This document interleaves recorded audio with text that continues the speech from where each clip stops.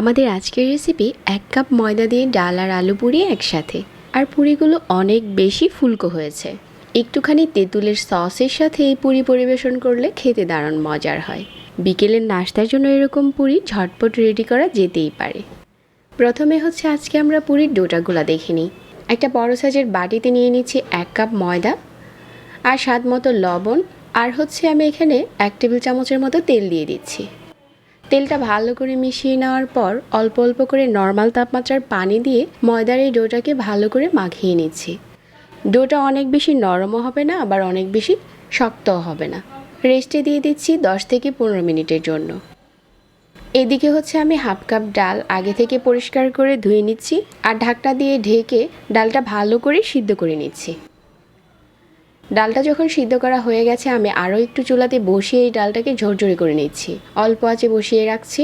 তো ডালটা এখন ভালো করে শুকনো হয়ে গেছে। এখন আমরা পুরির জন্য ডালটা মাখিয়ে নিচ্ছি। নিয়ে নিচ্ছি 2 টেবিল চামচের মতো পেঁয়াজ বেরেস্তা, আর ধনেপাতা কুচি। 1 চামচ দিয়ে দিচ্ছি লাল মরিচের গুঁড়া।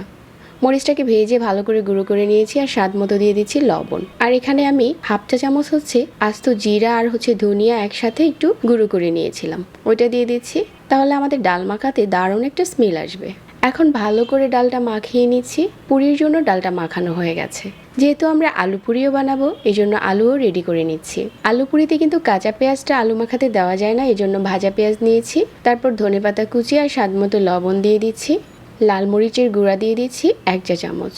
ঝালটা যার যার পছন্দ অনুযায়ী ভালো করে মাখিয়ে নিচ্ছি। প্রথমে আমি 2টা আলু সিদ্ধ করে নিয়েছিলাম আর গরম থাকা অবস্থাতেই ম্যাশ করে নিয়েছি। এখন এই আলুটা দিয়ে ভালো করে মাখিয়ে নিচ্ছি। আলু পুরির জন্য আমাদের আলু মাখাটাও হয়ে গেছে। তো প্রথমে আমি ডাল পুরিটা বানিয়ে নিচ্ছি। একটু ছোটো সাইজের ডো নিয়ে এভাবে করে কিছুটা পাতলা করে বেলে নিচ্ছি, কিছুটা ছড়িয়ে নিচ্ছি। মাঝ বরাবর ডালটা দিয়ে ভালো করে বন্ধ করে দিচ্ছি আর হালকা হাতে বেলে নিচ্ছি। বেশি জোরে জোরে বেললে অনেক সময় পুরির গায়ে তেল ঢুকে যায়। একইভাবে আমি আলু পুরিটাও বানিয়ে নিচ্ছি। প্রথম রুটিটা একটু মোটা হয়, তারপর সাইড থেকে এভাবে করে ঘুরিয়ে মুখটাকে বন্ধ করে দিয়ে হালকা হাতে বেলে নিতে হবে।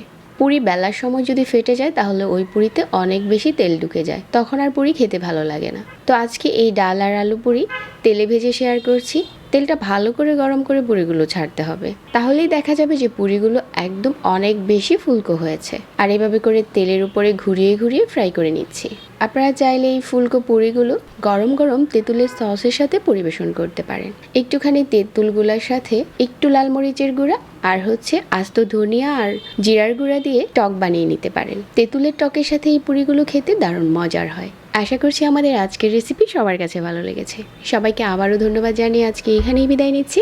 আল্লাহ হাফেজ।